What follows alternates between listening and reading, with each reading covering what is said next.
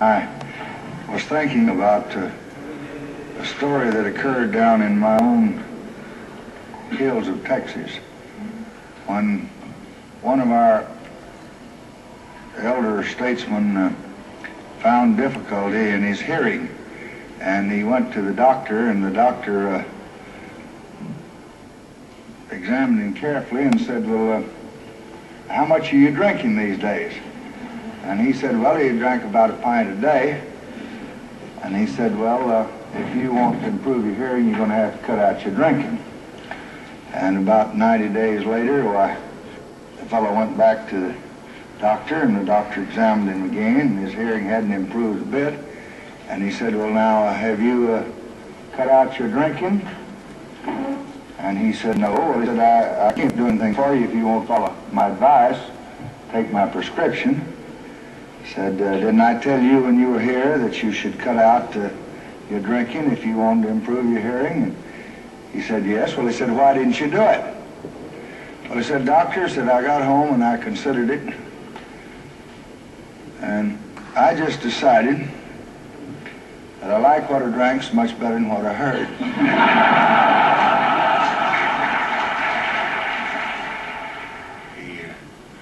Reminds me of many great men I've known, particularly of a school teacher that came out to apply for a job during the Depression in Lyndon Johnson City, and the school board was divided on whether the world was round or flat, and they asked him how he taught it, and the poor fellow needed a job so much, he said, I can teach it either way. I feel very much like Winston Churchill felt when the ladies of the Temperance Union called upon him at the dark days just before the end of World War II.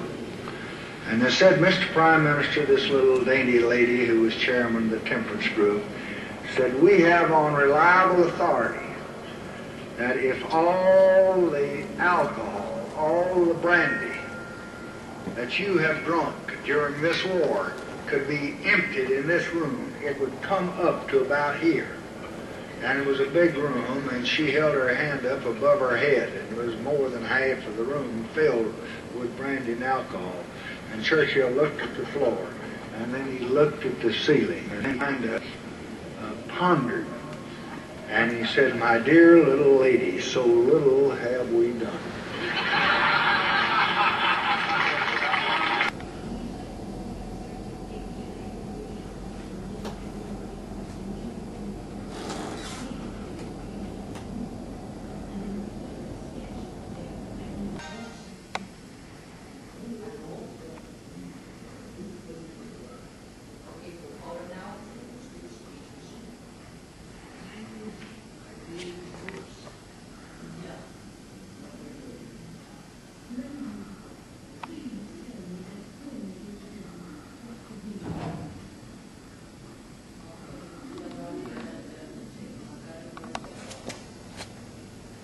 This is a reproduction of the Oval Office used by the President of the United States in the White House.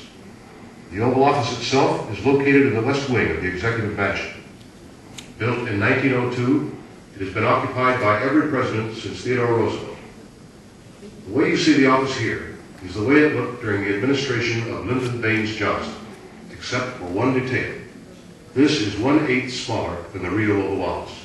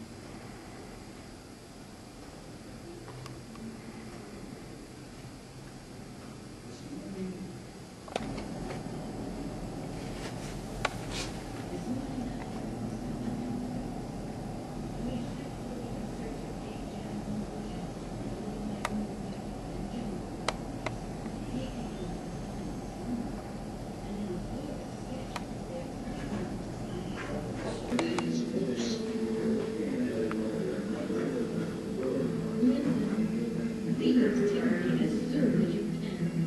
What do you do? I'm afraid it's politics.